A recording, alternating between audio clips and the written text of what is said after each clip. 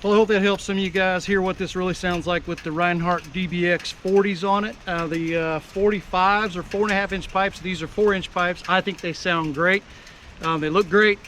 And I know I put a video out before with the pipes when I put the pipes on, but I didn't really give you a lot of good samples of how it sounds. So hopefully this will help you guys get a better sound, probably be able to make a decision whether you want the Rineharts or not. I think they're great pipes. Some guys don't like them.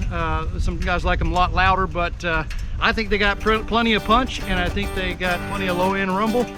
And like I said, they make the bike look good and they make the bike sound good. Thanks again for watching. Y'all be safe out there, and we'll see you on the next one.